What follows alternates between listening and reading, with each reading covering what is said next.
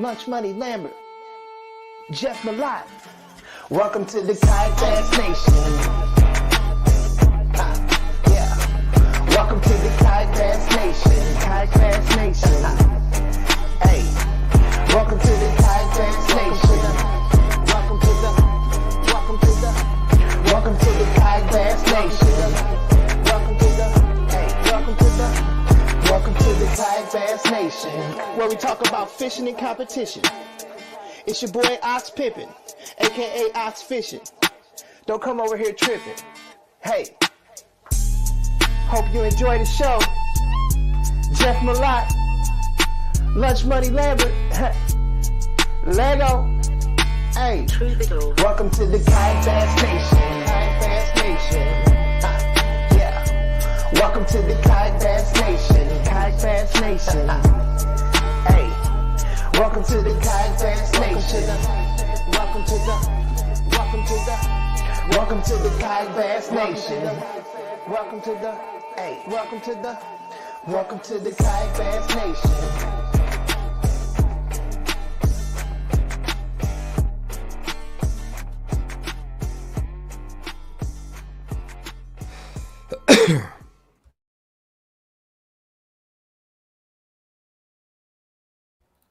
Yo, what's up, everybody?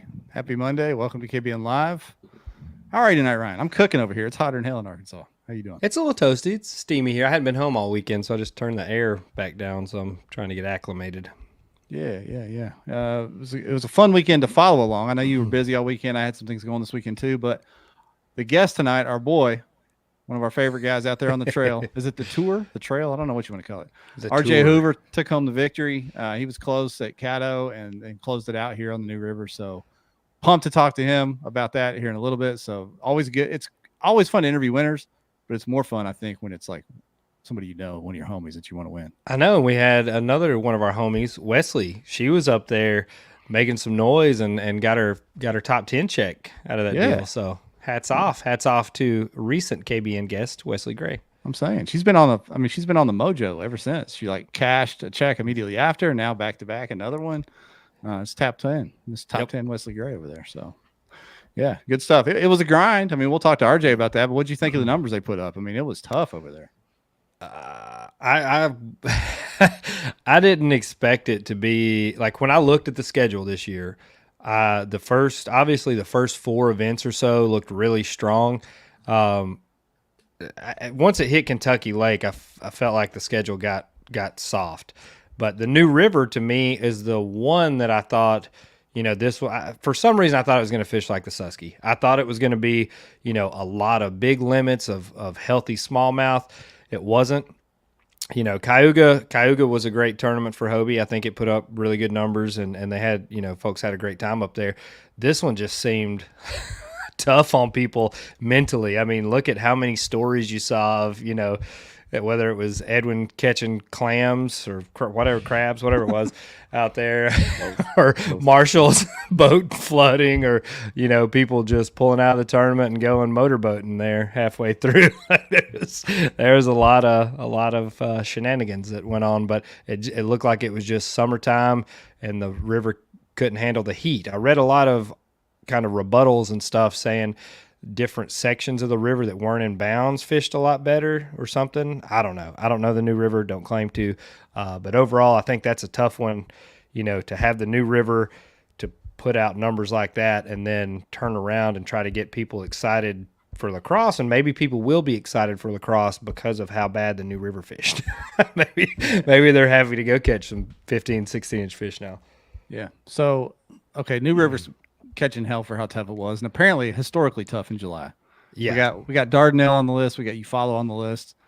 Where do all Kentucky these places? Lake. Where do all these places fall now? Where's number one you don't want to go back? We don't think you should go back to. I don't know. I don't ever want to see Eufaula again. I fished it twice in the fall and the spring when it's supposed to be hammer time. Mark that one off. Dardanelle is real close, right? It is neck and neck on places that I hope I never have to see again. New River, I think it was a timing thing. Like we've seen, huge fish, and even pre-fishing, people were catching 23-inch smallmouth. Like, that's insane. That's a 25-year-old river fish in there. I think it could be good. Apparently, maybe the boundaries could have been better suited for it. I don't know, but I think just being in July, that river is not a July river. It's not the Susky. Not many rivers are. So yeah. One event does not a good venue make. Obviously, I've heard stories about the New River for years that it's an unbelievable fishery. So yeah, who knows? Maybe wrong time of year, whatever. Just wrong timing. It happens. It happens sometimes. Wasn't the wrong timing for our guest RJ Hoover. He'll tell us about how he figured it out. I was looking at the leaderboard. He's the only one that cracked 80 both days. yeah, I know. How about that? And people were talking about folks cracking 90 each day, and I was like, well, from the tales that I've been hearing about pre-fishing, like I talked to Nolan, and miners are very confident in their fishing skills, and he's like, if I can find a limit of 14-inch fish, I'll feel great about this tournament. Yeah, so that told me a lot. Yeah, good stuff. Well, like I said, we'll talk to RJ here in a minute. First, I want to talk about our sponsors. Last week, I'm still riding high from last week, Ryan, with the avalanche of giveaways that happened. That was nuts. Yeah, what started out as a Seaguar giveaway? Is that what it was, or Z-Man? Yeah, just a plain old Seaguar giveaway. Regular call-in show Seaguar giveaway turned into a NK 180 with a battery, kayak cushion, custom with the logo on the KBN logo on it. Fly swatters. We had stuff flying off the shelf. Fly swatters. I need to get my fly swatter. Yeah, stuff flying off the shelf. That was crazy. But with that said, we're going to do another giveaway tonight. What are we going to give away tonight? Tonight, we are going to give away some Revos, man. I like it. It's kind of one of our study giveaways. We're going to give some Revos. I'm going to ask everyone that's watching to give this a share for the Revo giveaway. But I'm going to ask you to do it on credit a little bit. Since we did so many giveaways for the live viewers last week, we're going to give the Revos away. If you're listening, audio listeners, listen close. This is for you. This is for you tonight, audio listeners. You'll be listening tomorrow, I guess it'll be.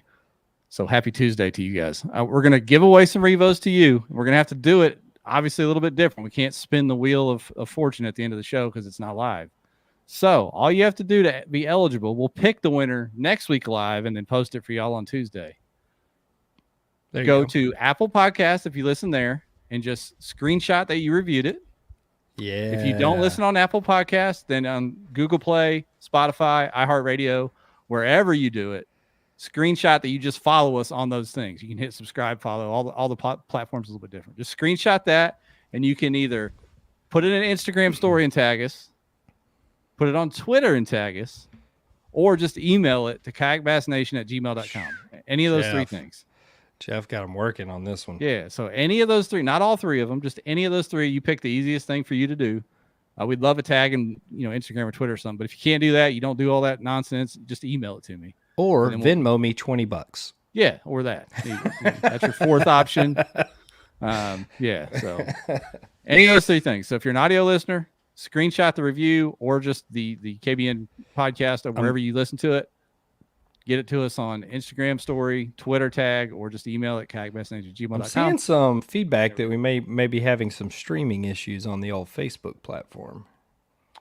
What's going on over there on Facebook? We got green checks everywhere. Coon King Bob says little struggle bus action on the Facebook side. I don't know. Twitch is. Oh, never mind. Lance says it's good. It's good in Texas. Roll with it. We got our one Twitch viewers over there, so we appreciate you, Twitch viewer. Okay. Did you see that screenshot I sent you the other night? There was like a Twitch. Yeah, we got a super conference, and somebody asked where KBN was. Yeah, I like it. Keep pushing it out there, whatever that means. Yeah, that was weird. So anyway, do we need to show up somewhere for a Twitch conference? What is that? Comic-Con, we got to come dressed as something. So yes, I'll put on my Mark costume and go. Yeah. I'll get my Jordan Marshall beard out, and we'll be set, man. I think it's long overdue, man, that we do something for the audio podcast listeners because we have a lot that listen, every week. Whether they're I don't know where they listen, at work, at night, working out, driving, but we appreciate it. So I don't think we have many listeners working out, Jeff. No offense. Well, you never know. Did you see that video of the Hobie owner I had that was working out hard that I put on the page? Yeah, that was sweet, man. I like it. He was probably listening to the podcast. Do they not have recumbent bikes at that gym? Do all you Old Town guys go to one specific gym so you can get those? We have recumbent bikes for us, but for the flippers, you got to get on that thing so you get the similar motion, something like that. So yeah, Revo giveaway for those guys, and of course all our other sponsors. The show is presented by Dugout Bait and Tackle. I got my jersey in. You saw that post I made, right? It's back there. Look at that over my shoulder. See it back there on the chair. I do. I feel like I'm in the club now. The show's presented by Dugout. Of course, they've got all the hookups you need for all your kayak fishing adventures this summer. Swing by there and they'll rig your boat out no matter what you got. Just don't go too fast in the test pond or you'll roll over like old boy did. Oh, man. Pro Guide Lithium, the battery of KBN Nation, of course, Bangtail Whiskey. Doing the Revo giveaway, we got Z-Man, Gill, and Seaguar as our KBN partners, so we appreciate all of them and all of you. And I guess Bass for Beckers. Today's the last day to sign up for that July giveaway for Bass for Beckers also. Yeah, there we go. Bass for Beckers. I don't have the link for that, but easy to find. Go look at Ryan's page. There's some links over there, I think, on his Instagram page. Yeah. Levi said he used to listen to strictly audio for 2 years before he started watching it live weekly. We appreciate you, Levi. Glad you converted over, man. Yeah. Speaking of, we were talking about the giant football player. Levi might be the biggest angler in KB Nation. He is, or what's the guy from Texas? John Isn't there an Allen? Old Town guy from Texas? It's like 8 feet tall too. Ryan Bacca? No. We've met a couple times. What is that guy? I can't. You I put met him at Ryan, Toledo Levi, and Bend. whoever. I met him at Toledo Bend. I'm pretty sure he's from Texas. He's legit like 8 feet tall. Brandon Mays. Lance said Brandon Mays. Possibly. Yeah. Like, I mean, like huge. Like you can't not see him when you look out into the skyline. We've got a beginnings of an offensive line, an elite offensive line with those three right there. So Yeah, Brandon Mays seems to be the go-to there. I think that is him. I mean, monster of a man. Monster of a man. Big guy. Yeah. So there we go. That said, what are you saying, man? You want to get RJ in here? Talk a little bit of New River? He's been waiting patiently for Michigan. I do. I think I do. Yeah. Let's hear from him. What's up, man? My favorite person from the state of Michigan. There aren't very many. What's going on, RJ? Yeah, we've got like Eminem and Kid Rock, so you don't have many choices. Yeah. There's not many people in Michigan or people that you like in Michigan, Jeff. Yeah, Yes, that I like. exactly. If you're a Spartan fan, you're good. If you're a Wolverine fan, then we'll end this podcast right now. So, Ooh. Whoa. Go green. all right. There you go. We're good. We've talked about that before. I knew the answer. That was a setup. You're safe. Yeah. Nice, Chef. Yeah, man. How does What's it up, buddy? feel? How does it feel, RJ? How's You it capped feel? it off, man. It honestly feels amazing. It's been a long time coming. I've had a lot of close calls, and there's always so many woulda, shoulda, couldas. But as the old cliche goes, when it's your time to win, it's your time. And that's exactly how this tournament went for me. I don't think I could have done anything to mess it up, honestly. Oh, wow. Just how things went. I mean, everything worked out perfectly. No mishaps and a lot could have gone wrong with the river tournament and some other elements I'm sure we'll talk about, but it just feels incredible to actually pull it off. I want to rewind time for a minute because the day one you had on Caddo, surviving what you did and making that happen on day one on Caddo, I thought that was your time. Surviving what you did. I thought if you can make it happen like that, day one of Caddo after that brutal evening. We waterboarded RJ with vodkas and Jack Daniels all night, and somehow he survived it. I thought it's his time. There's no way. I mean, he made it through that, and it's his time. But it didn't quite go down on day two. But yeah, that is my favorite bar in the entire country. I would pay anything to go back there with you guys. I don't remember a lot about it, but other than it was a great time. I found videos on my phone the other day. I was like, boy, we really put on a show out there. The fish don't care. So. Did you do any sort of pregame rituals at this one? I saw a picture of you at a nice family friendly dinner. Of course, yeah. Was that at the end of it? You went home and prepared for this one, or yeah? Well, one thing, other tournaments like this too, like Kentucky Lakes, is this way, but the boundary is like 100 miles. I don't know exactly how far it was, but everything was so far away.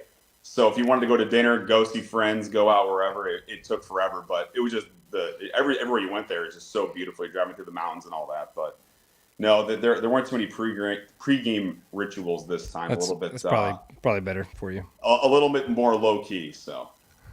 So you said, I mean, that's a good point.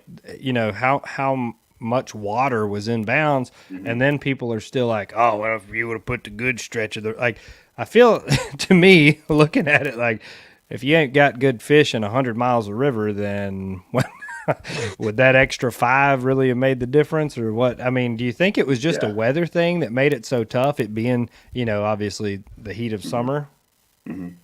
Yeah, I mean, the water was low, so I don't know exactly how that river plays out, but the water definitely seemed low, and it was really hot, like unbelievably hot. So I don't know exactly what the water temperature was, but I think those combinations really shut down those fish.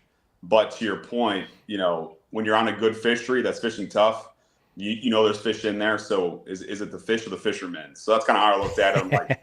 I'm like, they're in here somewhere, right? So maybe I'll be the one to find them. And I always love a tougher tournament too. So I'm kind of glad it wasn't a smash fest, because I felt like there were so many nooks and crannies on that place. There's a lot of local knowledge that I didn't have. So when I heard it was fishing tough, that did bring a smile to my face.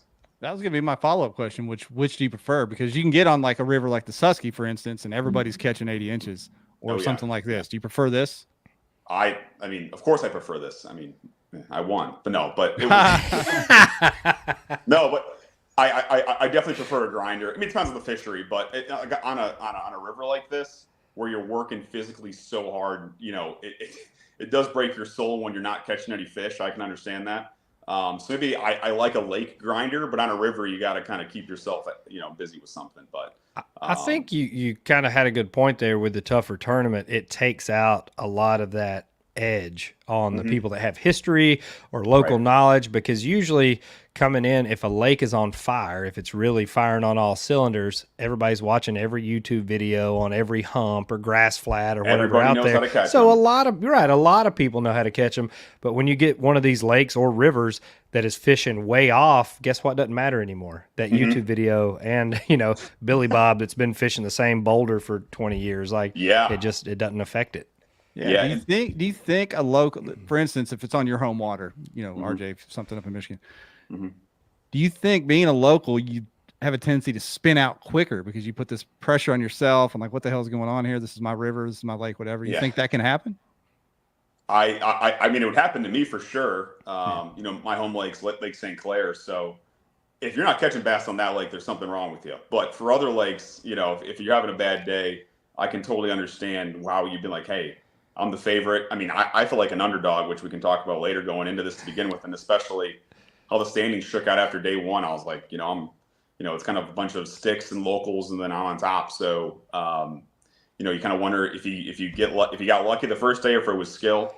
But like for me, again, I nothing to lose. So, but I definitely think that there's more pressure if you're a local, and you got the boulder. By the way, everything on this river looked fishy. Every stretch of it looked great. Yeah, all the pictures I saw and stuff.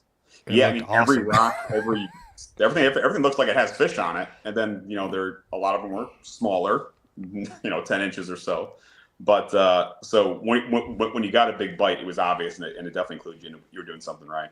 Yeah, well, that's a problem when everything looks fishy. If you're on a lake or river like that. No, I mean, it all looked the same to me. I mean, if you look on a satellite, I mean, there's obviously some falls in different areas. Jody Queen did a great job putting out those posts beforehand. He broke down essentially every stretch of river he could, which I think that was really helpful to a lot of people like me who's coming from out of town. Took a lot of the guesswork out of it. Did you fish one of the areas that Jody broke down? I think he broke down all of it, so I think you could say yes. But well played. So I think with these rivers, especially, you see it on the Susky a lot. People they'll single access, and they'll fish the river more side to side, like the width of the river, and kind of stay, in the same general area all day. I think there's kind of two schools of thought there. You can either do that, or you can do a 12-mile, 14-mile float. Right. What was your plan of attack? Were you just trying to cover more water, or were you really focused in on one area? Yeah, so obviously with the river, there's so much more optionality than a lake. A lake, you're probably putting in, taking out the same ramp. You can bounce around pretty easily, and you're not fighting current all day. Coming into the event, I don't like doing floats. Number one, you're relying on someone else, everything to go right, with trucks and everything like that. It's a lot more coordination. And I've done floats in the past, and it just stresses me out knowing as soon as you float down something, you really can't go back and fish it again. So if there's a dock you like, on a lake, you can go back and try it later in the afternoon. But once you pass something up on this river, it's gone.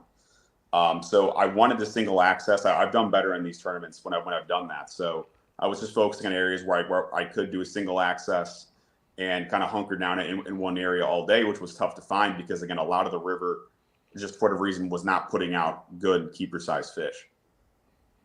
Well, let's get into what you found down there. How many days did you have to practice, and how quick did you dial in what you ended up doing over the weekend? Mm-hmm. So I got in. I woke up at like 2 a.m. on Thursday and drove down there. And driving through the night, I really didn't feel like getting out of the truck and fighting 4-mile-an-hour current. So one of the areas that was in bounds was the Bluestone Lake, or one of the lakes there. Not good. So I quickly realized this wasn't going to play, and I got to drink a Red Bull and get on the river. So that's what I did, and then I went to this area and went upriver to start. Caught some fish, saw some fish, which at that time I knew it wasn't fishing great. So catching, a 15, 16 meant something. And the current by the ramp was really strong. And I was exhausted. It was probably 3 o'clock in the afternoon on Thursday. And sun was out. And I was like, you know what? Instead of fighting my way back to the ramp, why don't I just float this down and try this stuff down here? That looked good too. So I go to do it and realize you either A, go through what looked like to be rapids you would surely flip, or B, get out of your kayak, drag it probably 300 yards across ankle deep water and stones, and then float down another little stretch, walk it. You're kind of walking the dog with the kayak, and then finally get to put your drive in. So I didn't know how hard that was going to be until it was too late. So I ended up doing it and dropped down there, floated around, and instantly started catching bigger fish. And I knew the area probably wasn't going to get a lot of pressure. Number one, because it was really difficult to access. You had to get wet. The current wasn't fun.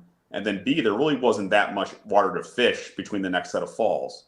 So you couldn't just float down through. You had to come back up. There was really no other way to do it. So I kind of cornered myself, but that was the best area found that day. Friday, same thing. I tried a similar area.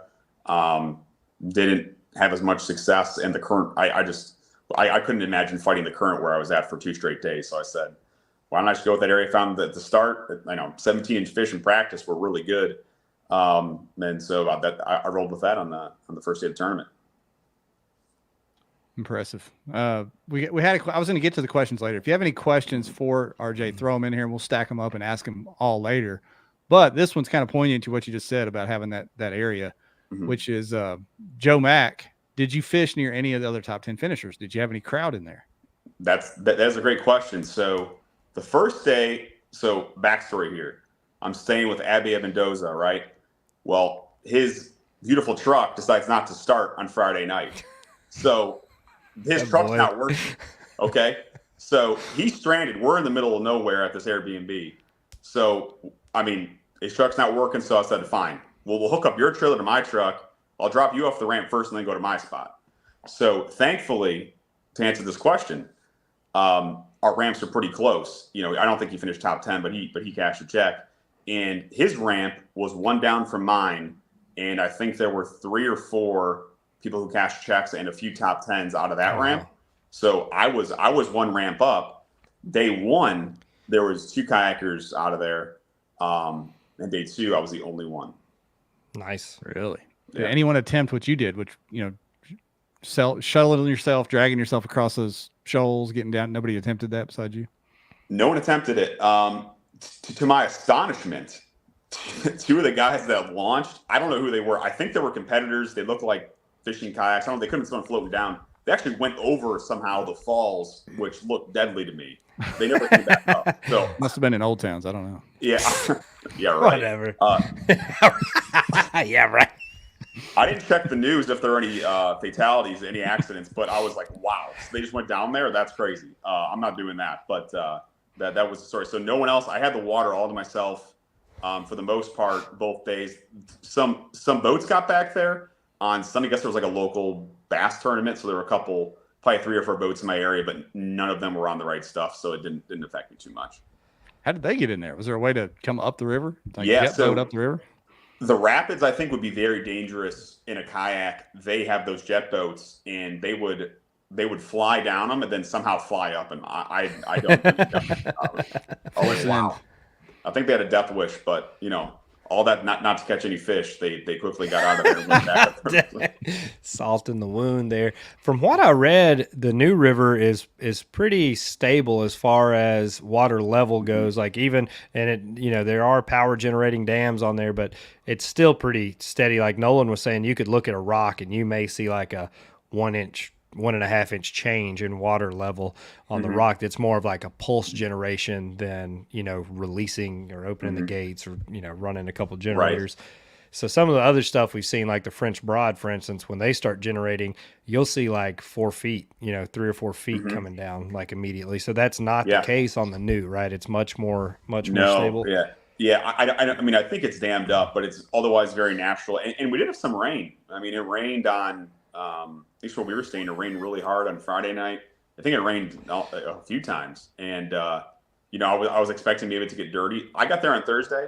I think people were there earlier in the week, so the water was a little dirtier, and I got cleaner throughout the week, which I noticed too. About every day you got six inches more visibility. By the end of the tournament, I was seeing the bottom 8 feet of water. I could not do that on Thursday. But the water stayed stable.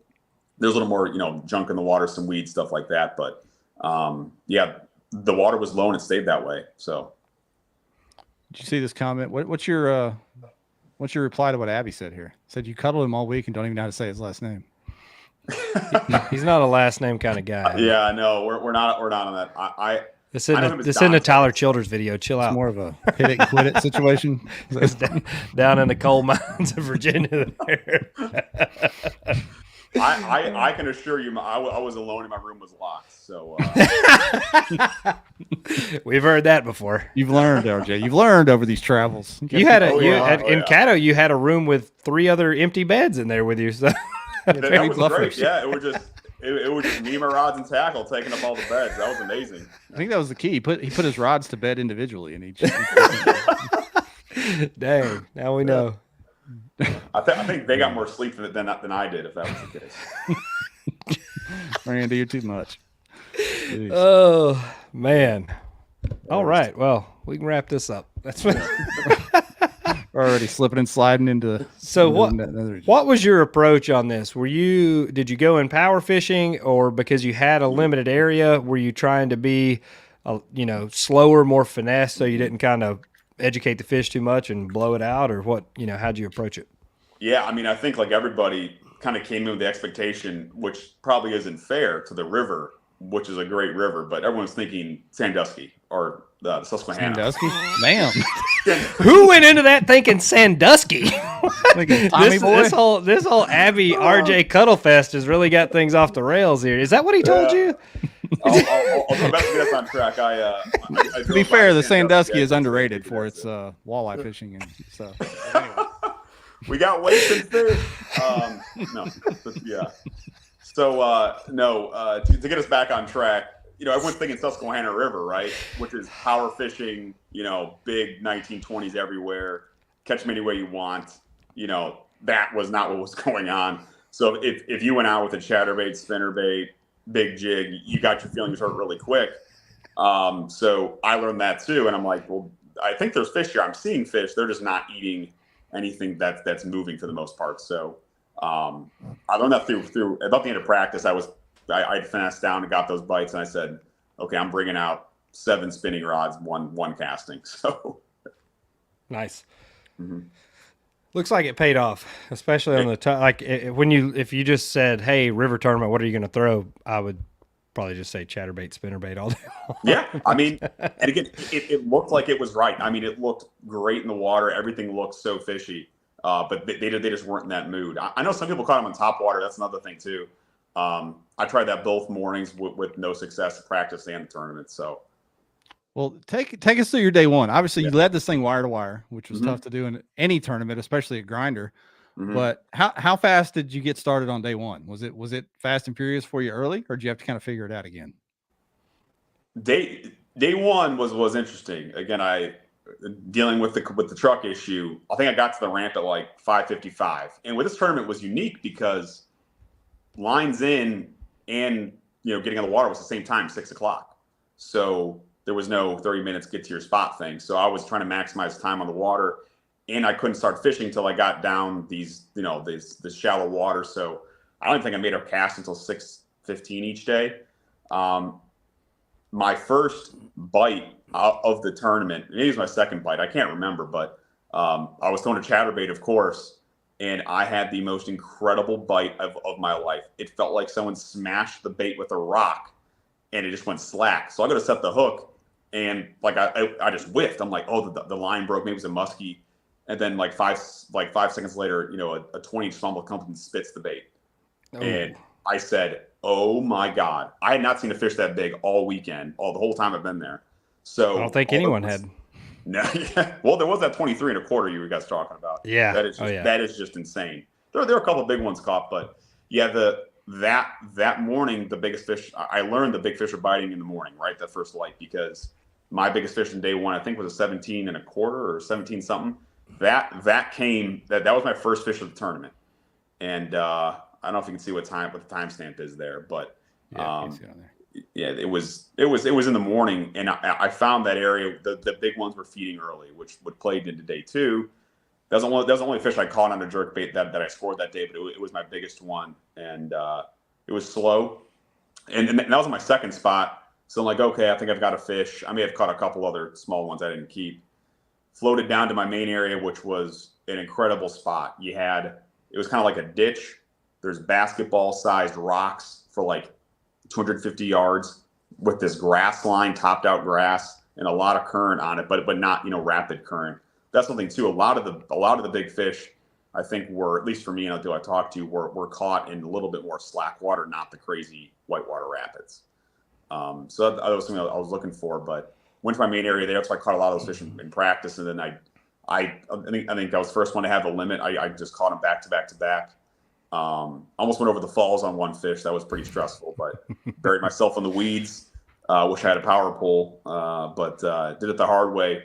Had my limit then, and then I think from then on out, it just kind of got fast and furious. I expanded on the area, and I probably caught 30 keepers on day one. Oof. Wow. That's what I was going to say. I saw that you had 5 + 4 on Tourney X, but usually when you see that, you probably caught a lot more. You just didn't submit them Tourney X. Yeah, there was in the afternoon. It was interesting. On day one, the bite got really good in the afternoon on that spot. The sun was out and it was hot.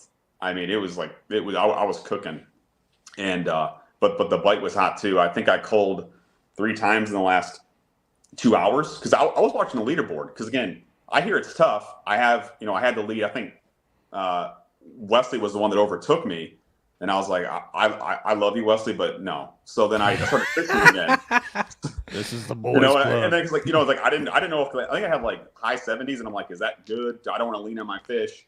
Thank God I fished hard, because those 3 culls at the end of the day got me to the day one lead, and there were people right on my tail. So if I had held off, I think I would have left some inches on the board. So.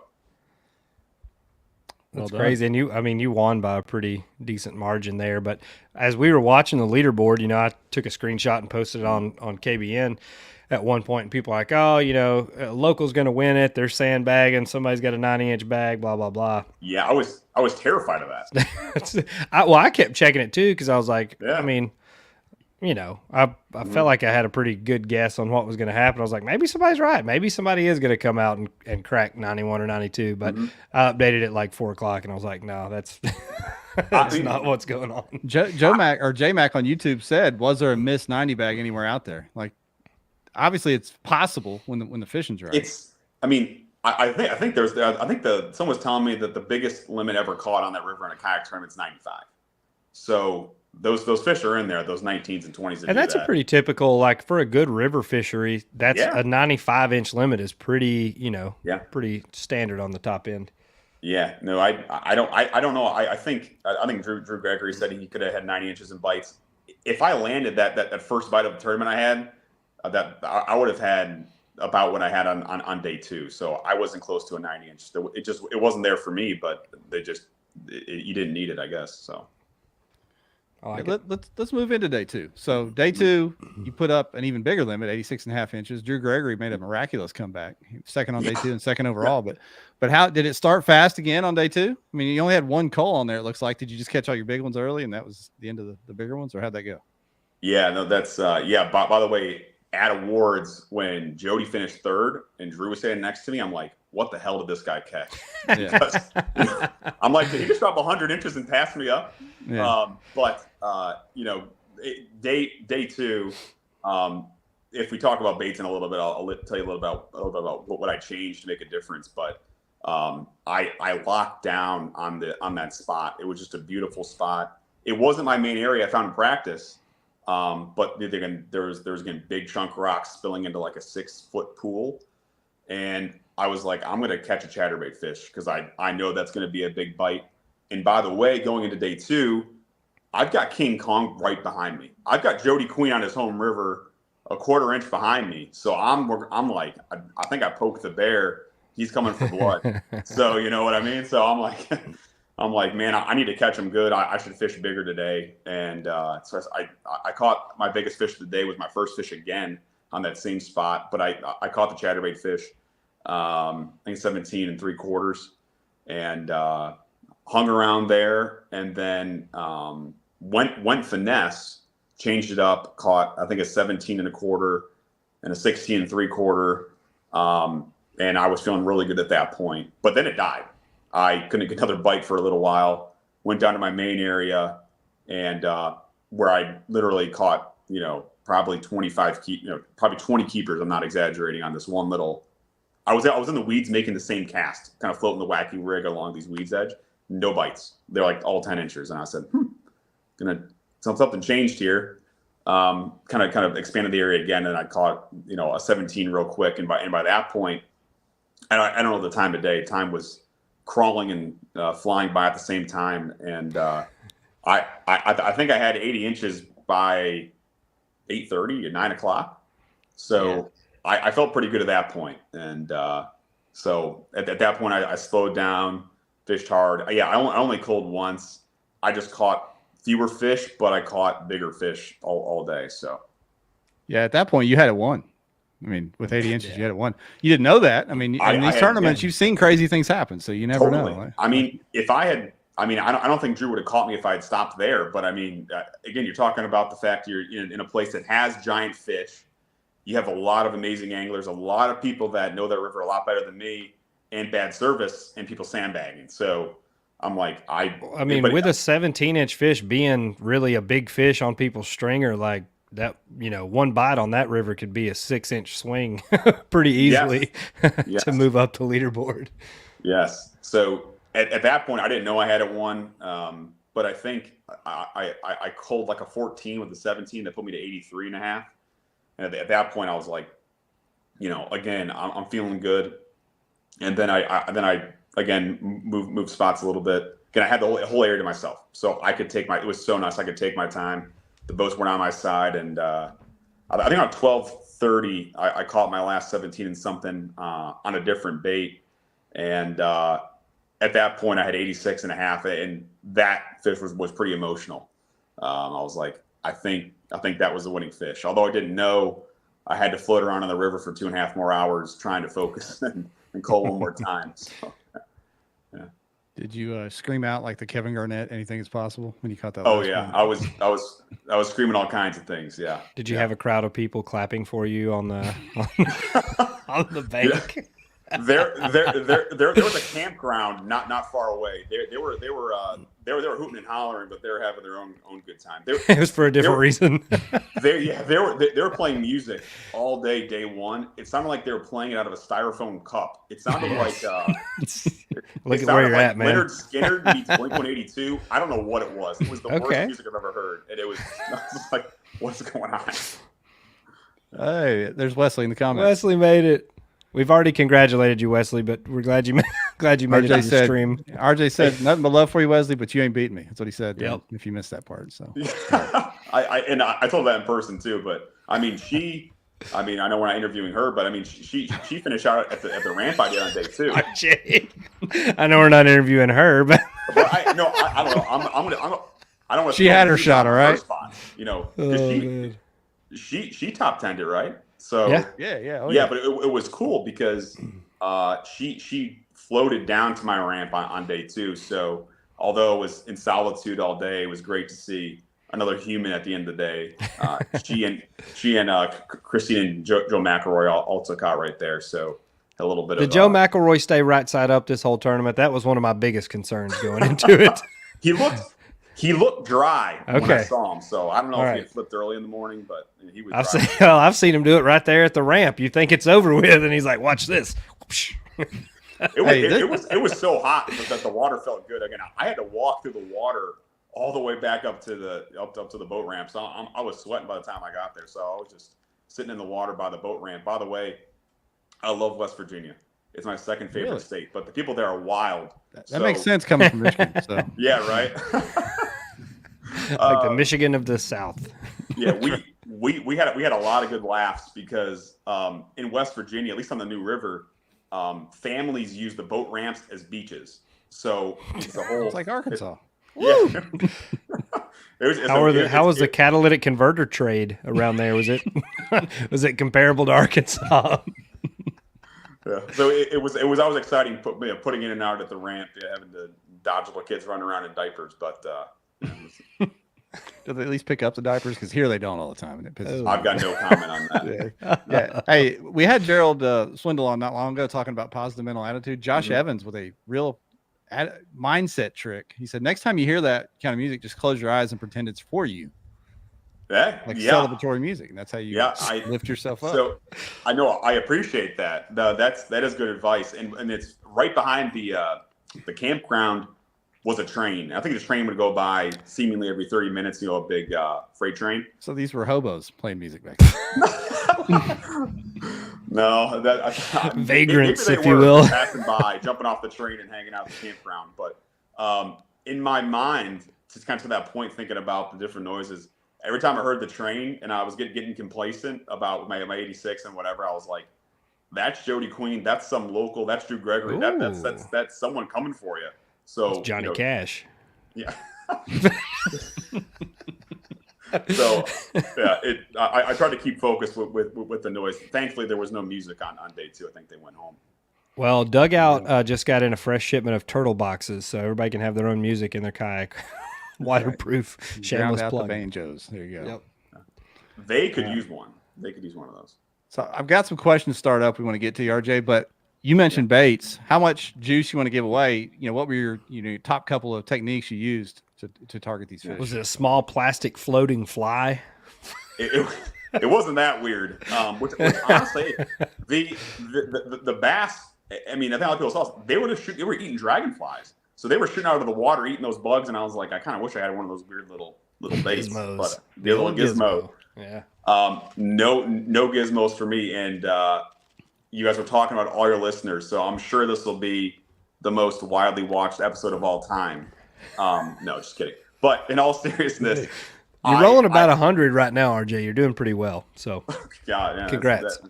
That's the biggest credit I've had in my life. They're expecting us to give away like an entire kayak tonight, I think is the thing. Giving away RJ's no pressure. Kayak. You gotta give us a check back behind you to give away to these people.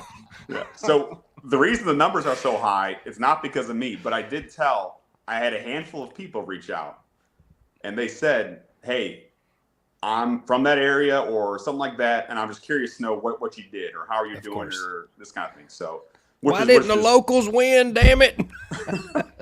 No, but I mean that's a totally fair question. So I told them all to tune in and I would give away the juice. Oh, so, all right, let's hear it. Yeah. So I got nothing to hide. But the key baits, besides the obvious that they call it the big fish, the chatterbait and the jerkbait. My second best bait on day 2 was that 3-inch Megabass Spark Shad. On a little, I think it was a quarter ounce football head I was throwing it on. I caught 2 of my bigger fish on that when nothing else was working. And I think other people probably saw this too, but the fish I was catching, they were, when you have them hooked to real clear water, when they're next to the boat, they're spitting up crayfish, big crayfish. And so I'm thinking ahead, I'm like throwing anything that's on the bottom or near the bottom, kind of that brown color, but they were still smashing the swim bait. So that was, and I would say the key to the area, and this is another point I want to point out about single access, why it's an advantage in my opinion over a float. You can do this on a float as well, but the whole time I never once made a cast going with the current. I would float, I would pedal down to the end of the pool and work my way up the whole way and then go back and do it again. I was only making casts, pulling bait through the current in a way the fish couldn't see me, where it was very natural. So I think that was the key to anything I was doing. But that was a key bait. But the bait where they were literally trying to swallow the freaking thing every single time, bust out the pliers every fish, was a 4-inch Yamamoto Senko on a 3-aught EWG with no weight. To throw it out there, let it sink down, and the thing would just kind of float. I was only fishing about 4 feet of water, so it wasn't like I was in deep water. And that I don't know. A lot of times they would eat it before I think you hit the bottom. They were just coming up to get it. Just again, when they're so lethargic, it's so hot. They didn't want to chase. They wanted stuff weightless, and I caught them on the wacky rig too. But a lot of those were those 10 inches, 12 inches. But those big ones wanted just something slow floating along the bottom, and they were just annihilating it. I like it. Don't have to make this too complicated, do we? River fishing 101. Hey, yeah. Again, I'm not a genius, but I figured that out. So let me ask you this real quick before we get into the questions. As a kayak angler, how come you choose to keep your feet covered, whereas the rest of these people? He's not in it for the money, Jeff. Go nasty. Yeah, feet. I don't have my OnlyFans up yet for the feet. Oh, okay. All right. It's coming. It's coming. Once we get up there to the Sandusky, we're going to really spread it out a little bit. So start to have some fun. I usually wear flip flops. Sometimes I wear those shoes because your feet are in the sun all day, getting cooked. But in all seriousness, I had to wear shoes because I had to get out of my kayak and walk around on rocks. Yeah. And there's all kind of debris in the water, so I was having flip flops are never a good idea for that. Crocs are somewhat suspect in their own right. So it's blowout. I recommend a pair of shoes. Yeah, blowout city with the flip flops. It's no good. And yeah, you definitely have some swollen ankles after those rocks. So Tim DeSmit from Michigan said he didn't want to show those painted toenails. RJ don't roll like that. RJ don't roll like that. All right, Bud Light Blue. Yeah, let's get it. Boy, we are towing the line tonight. No pun intended. Let's get into these questions Nice here. So one. Josh Evans says, what stretch did RJ fish? Did he get into any wild ass whitewater? Obviously, you were around the whitewater. You already kind of touched on that. Did you have to run anything? Yeah. So the way to get to my area, and again, I fished in the Narrows. I fished Virginia water, so I was fishing in out of that Narrows area is the city there, and there's a Narrow Falls, which are pretty treacherous. Again, I don't know if people. I think people went down those. If they did go down those, they were not riding down them. You probably had to drag your kayak down the rocks or something. But so yeah, and there was I had one I think it's 16 3/4 on day one. It was trying to kill me. It was trying to jump over the falls, and I'm pedaling as hard as I can. I'm like, my life is flashing before my eyes. I'm like, I don't care if this fish breaks off. I'm not flipping over. But no, it was. I didn't want to fish treacherous water. I'm not into that. I'm happy to get out and walk around, but I didn't want to be risking flipping over or something like that. So it was pretty easy floating most of the time. It was Josh or Russell Johnson one that told me a story about one of those two flipping on the New River, I think, and I can't remember. I'm sure Josh will chime in here in a minute with that, but he told me about a good yard sale falls there. I can imagine. Yeah, I've lost rods and stuff on the Susquehanna, and I'm like, I'm not into that. So Lance's question kind of goes right along with what you were just saying there. Mm-hmm. With some fast, sketchy water, did you rig your boat different to make it more high speed, river ready? First of all, what did you fish from? Do you fish from a PA or an Outback or what?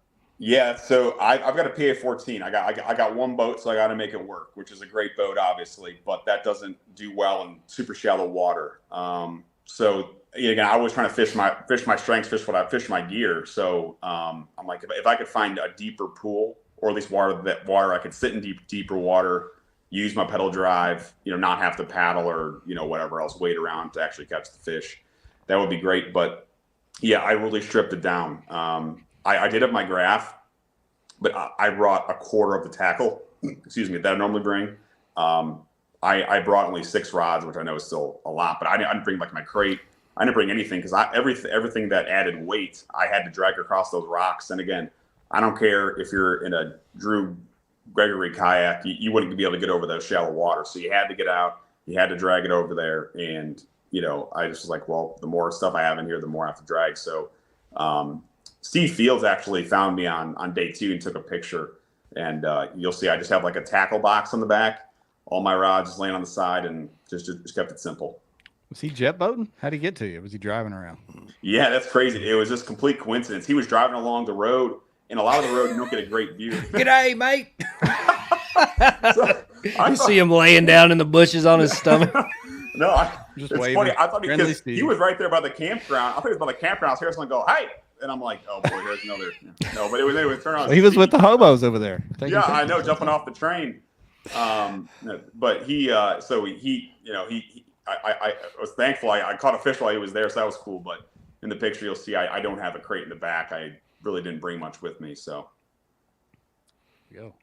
Next question from Joe Mack. You kind of already answered this. Do you do more of a float or anchor down on a spot? Obviously, you weren't going to probably try to do a float with that big PA. So, no, yeah, I would say I got to that area and I just locked in. On day 1, I went down. There's like a set of 2 or 3 smaller rapids that, again, maybe you could float them.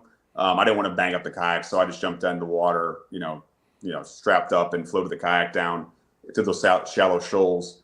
On day 2, I didn't want to screw around with that. There weren't many good fish down there, so I really just kind of, again, just anchored down into that. It's probably like a quarter-mile stretch, maybe a little bit more, and just floated the river down and then fished my way back up, and then just kept going in a big circle. So. We'll go to Facebook for this last one. Randy Creason says, what'd you use to fight the current? I think you kind of already talked about that too, but yeah. Power pole drag chain, or did you just straight up pedal drive only?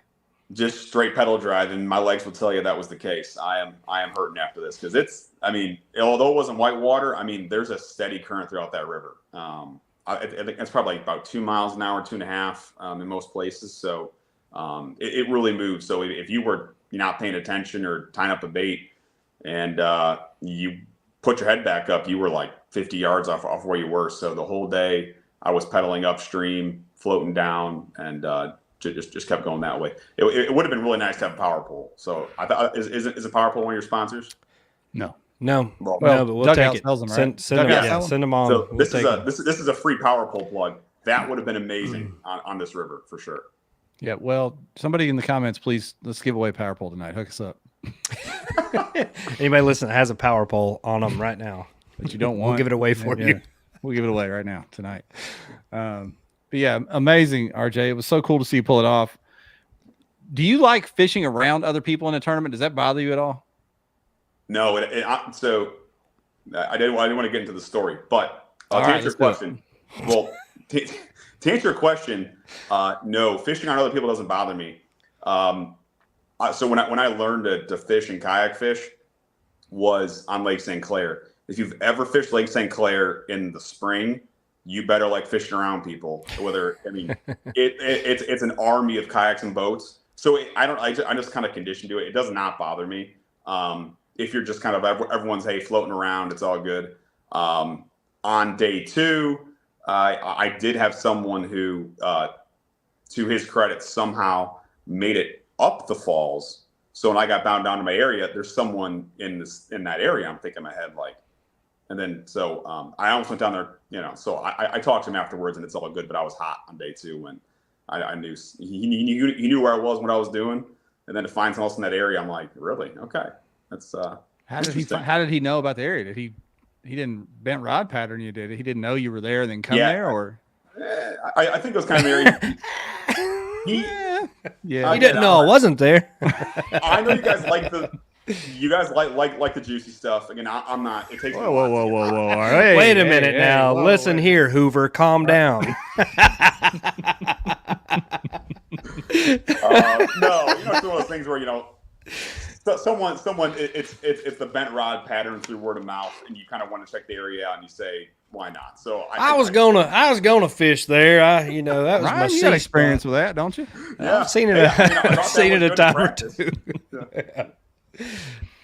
Yeah, I could see it in the background on his picture. He wouldn't have posted if he didn't want me there. Yeah, That's right. Well, Subliminal messages.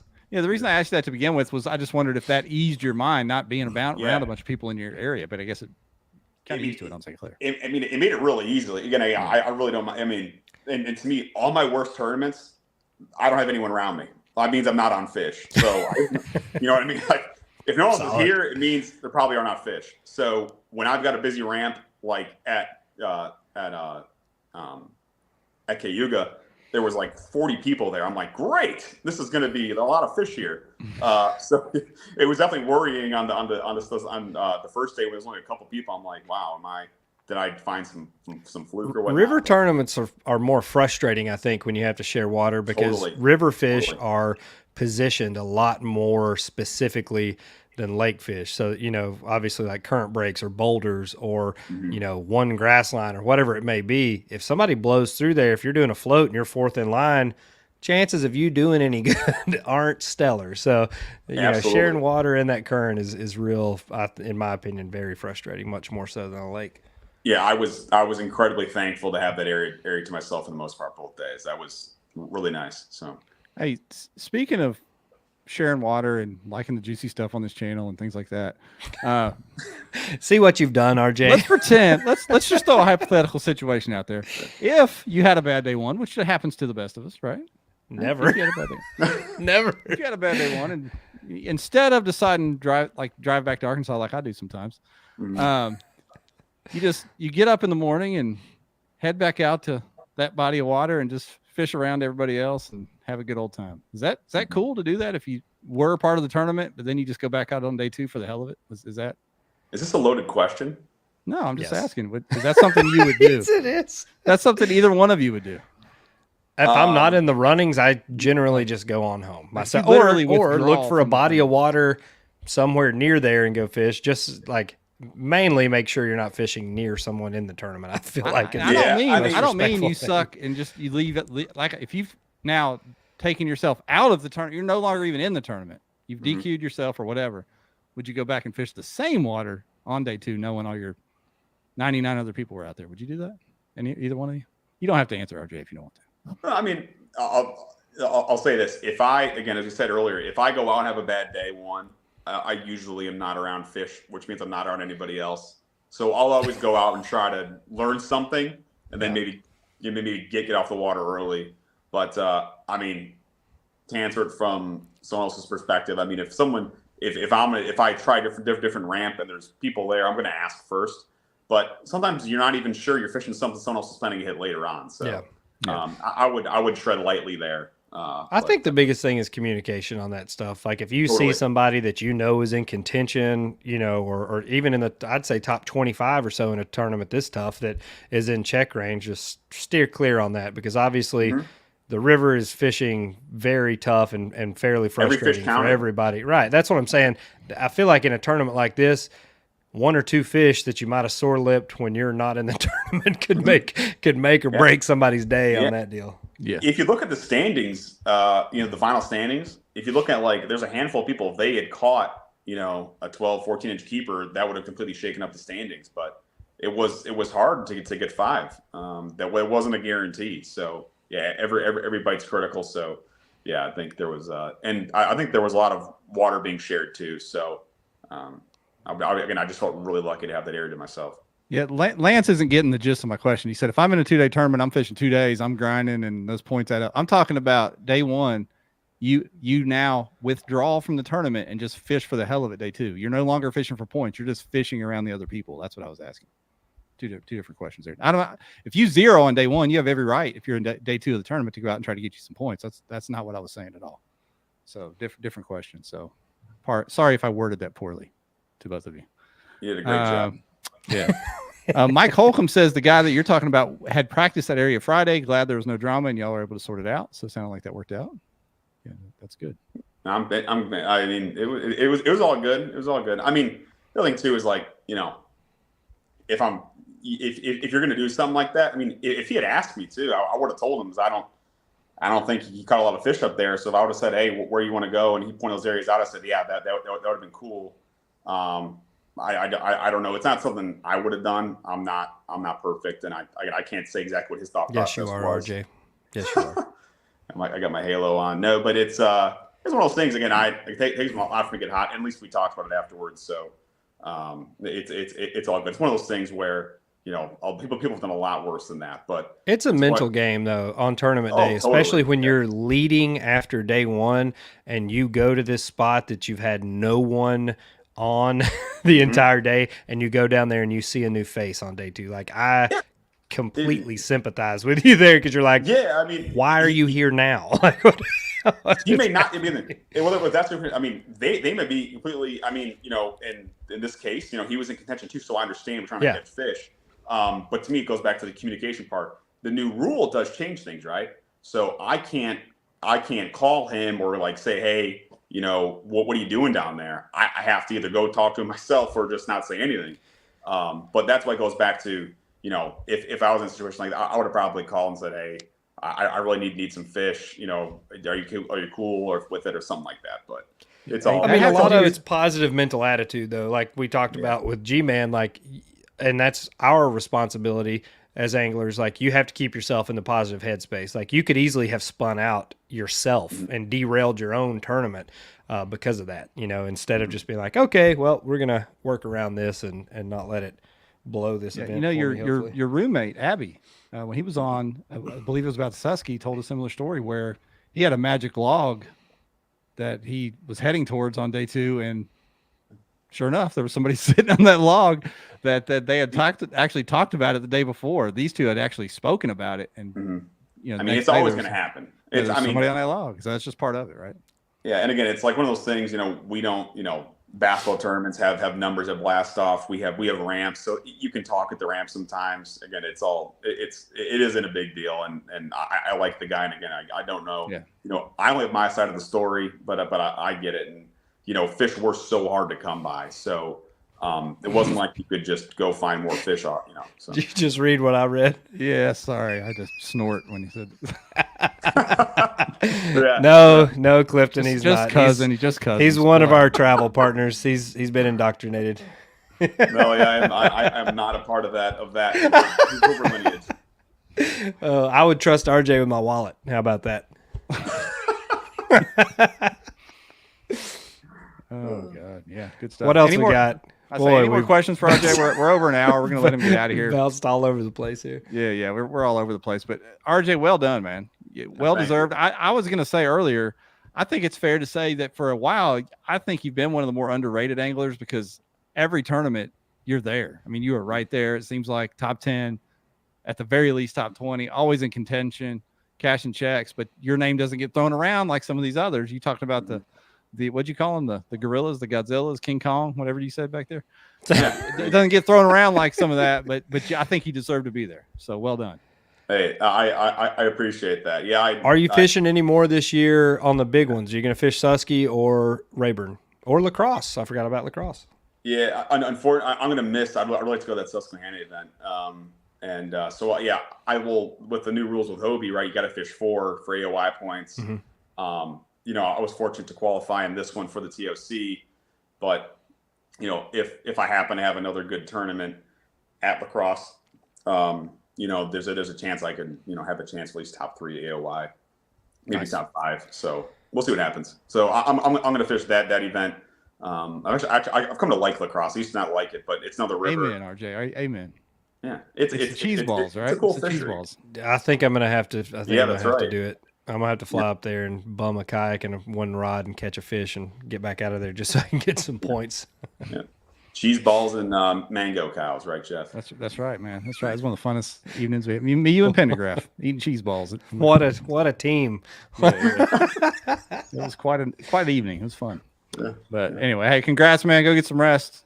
Thank you so much. Good job, RJ. We'll see you down the road, man. And by the way, for anyone else that wants to win, this is the real reason why you want to win is to come on here. I mean, the money's nice, notoriety, but this is the real deal. So we've been saying. Very much for having me on. Checks in the mail, RJ. Appreciate it. There you go, guys. RJ Hoover, no relation. The man. That was fun. Man. I knew it would be. Fun. RJ's one of the goats. He's one of the good ones. So. I wish we could do Caddo again. That was fun. Not so much, not necessarily the fishing itself, but the shenanigans were great down there. You knuckleheads kept me out after 10 o'clock. I think once or twice. I know you did. Yeah, it was crazy. I know it was very crazy. Yeah. Very crazy. Anyway, hey, I don't know what we got lined up for next week, but it'll be a fun one. Appreciate everybody watching. You got anything else for these people, Ryan? I don't think so, man. I'm done. We gone.